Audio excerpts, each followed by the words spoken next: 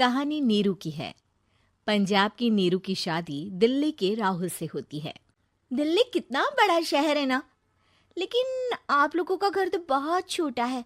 हमारे पंजाब में तो ये बड़े बड़े घर होते हैं कि मजा ही आ जाता है। कोई बात नहीं नीरू, मैं भी तुम्हारे लिए बहुत बड़ा मकान बनाऊंगा बहुत जल्दी। नीरू के पिता जहाँ पंजाब के जाने माने व्यापारी थे, वहीं उसका पति राहुल दिल्ली में एक सिंपल नौकरी करता था।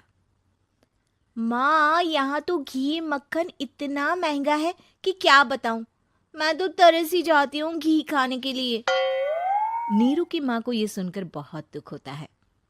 मेरी बेटी को घी नसीब नहीं हो रहा है और ये बहू यहाँ बैठकर घी में शक्कर डाल रही है। देख वनिता, मैं साफ कह रही हूँ, इस घर में जितना घी आएगा उतना ही मेरी बेटी के घर दिल्ली भी जाएगा। अरे ये क्या बात होती है माँ जी? बेटी का उतना ही करो जो अच्छा लगे। अब क्या मायके से घी और मक्खन तक की सप्लाई करोगी आप? हाँ, मेरी बेटी किसी चीज को तरसे मुझसे बर्दाश्त नहीं होता। अब क्या था, नीरू के मायके में 2 किलो घी आता तो 2 किलो दिल्ली जाता नीरू के पास। एक दिन, माँ बड़ी गर्मी पड़ती है दिल्ली में। इस घर में तो एक ही एसी है और वो भी ड्राइंग रूम में। सारा परिवार एक ही कमरे में सोता है। हाँ बेटा, वो तो हर घर की कहानी है। यहाँ भी एक ही एसी है। अरे बिल इतना आता है कि क्या बोलूं। तभी वहां राकेश आ जाता है। माँ, थोड़ी देर में यहाँ कुछ प्लम्बर आएंगे मेरे कमरे में एसी लगाने। जरा ध्यान से लगवा देना ना माँ। ओए, ऐसे कैसे तेरे कमरे में एसी लगेगा? हाँ राकेश, एक बार बात तो कर लेता। अरे पापा, वो वनिता को गर्मी में नींद नहीं आती। ड्राइंग रूम में सबके साथ सोने में वो अनकंफर्टेबल है, इसलिए। अरे पूरे परिवार के साथ वहां तेरी बहन नीरू भी तो सोती है। वो नहीं हो रही क्या अनकंफर्टेबल? समझ रहा है ना? अगर एसी लगेगा तो एक दिल्ली में तेरी बहन के कमरे में भी लगेगा, तभी तू लगा सकेगा। राकेश वनिता को सारी बात बताता है। वनिता करती भी क्या, मन मारकर बैठ जाती है। माँ, ये लोग ठीक नहीं है, क्या करूं मैं? अरे बेटी, यहाँ आ जा, तू यहाँ आकर रह ले। अरे छोड़ दे ऐसे पति को। कैसे छोड़ दूं माँ? समाज क्या कहेगा, लोग क्या कहेंगे? वैसे भी मेरा एक बेटा है मयंक। अरे हटा बेटा, तेरी उम्र ही क्या है, इतनी परेशान रहेगी तो काम कैसे चलेगा। खैर, बात आई गई हो जाती है। माँ को लगता है कि नीरू ठीक है, तो वहीं नीरू के मन में एक ही लाइन चल रही होती है, यहाँ आजा। माँ ने तो बोल ही दिया है कि यहाँ आजा। बस मयंक थोड़ा सा बड़ा हो जाए, इन गरीबों को छोड़कर मैं वापस माँ के पास ही चली जाऊंगी। वो इसी सोच में बाजार में चल रही थी कि मैम, आपका दुपट्टा जमीन को छू रहा है। नीरू जैसे ही उस लड़की की तरफ देखती है, देखती ही रह जाती है। हाय रे, कितना सुंदर लड़का है ये। अब क्या हुआ? मैंने कहा आपका दुपट्टा। तो खुद ही उठाकर दे दो ना। लड़का समझ जाता है कि नीरू उस पर फिदा हो चुकी है। वो उससे उसका नंबर लेकर चला जाता है।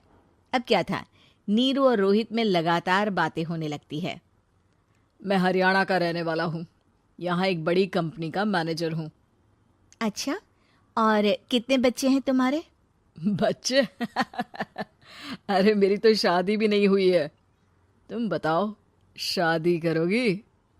नीरू शर्मा जाती है। अब लेकिन मैं तो पहले से ही शादीशुदा हूँ। मुझे फर्क नहीं पड़ता, बस तुम शादी कर लो, भाग चलते हैं। बहुत पैसे वाला हूँ मैं, हमेशा खुश रखूंगा तुम्हें। नीरू रोहित से मिलकर सारा प्लान बना लेती है और फिर एक दिन घर से भाग जाती है। दोनों शादी कर लेते हैं। शादी के बाद, क्या बात है नीरू, तुम्हें परेशान सा देखता हूँ, सब ठीक तो है ना?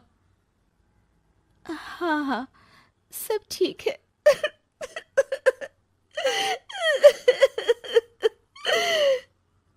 ये कहते कहते ही वो रोने लगती है। अरे क्या हो गया, रो क्यों रही हो? मैंने तुमसे एक बात छुपाई है। और वही बात अब मुझे परेशान कर रही है। रोहित, मेरा एक बेटा भी है, उसका नाम मयंक है। क्या बात कर रही हो? ये तुमने मुझे पहले क्यों नहीं बताया?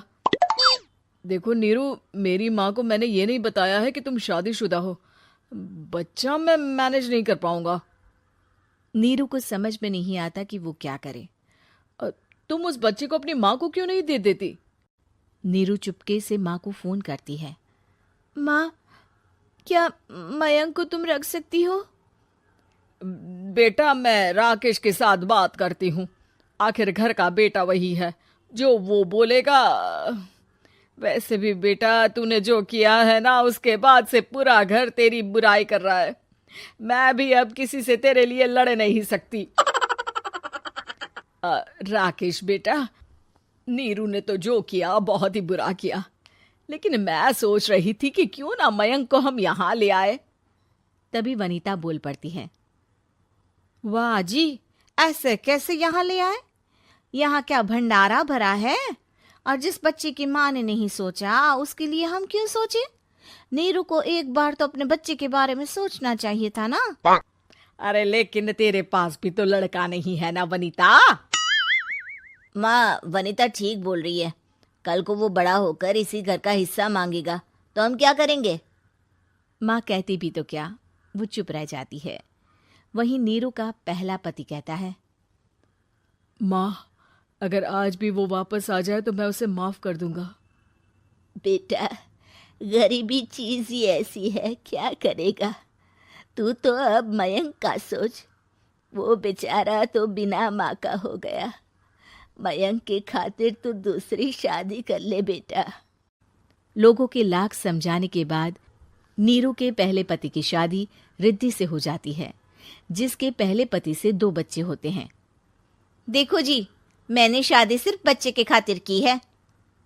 मैंने भी शादी सिर्फ बच्चों के खातिर की है। वहीं नीरू के दूसरे पति के मन में ये बात घर कर जाती है कि नीरू एक मासूम बच्चे को उसके खातिर छोड़ कर आई है। अब देखो नीरू, मुझे लगता है कि जो औरत अपनी कोख का बच्चा छोड़ सकती है, वो तो कुछ भी कर सकती है। कल को तुम्हें मुझसे अच्छा कोई मिल गया तो तुम तो मुझे भी बाय बाय कर दोगी ना। नीरू को अब उसका दूसरा पति ताने देना शुरू कर देता है। तंग आकर नीरू उसके यहाँ से भागकर अपने पहले पति के पास चली जाती है, लेकिन ससुराल में क्या लेने आई है नीरू, मयंक को? नहीं नहीं सासू माँ, मुझसे गलती हो गई, मुझे माफ कर दीजिए। नीरू, अब वक्त खत्म हो गया है, मेरी शादी हो चुकी है। तो छोड़ दो ना उसे, हमारा बच्चा है। मैं आपको अपनी माँ नहीं मानता, मेरी नहीं मान तो बात अच्छी है। नीरू मयंक की बात सुनकर समझ जाती है कि उसके पास अब न आसमान रहा ना ही जमीन।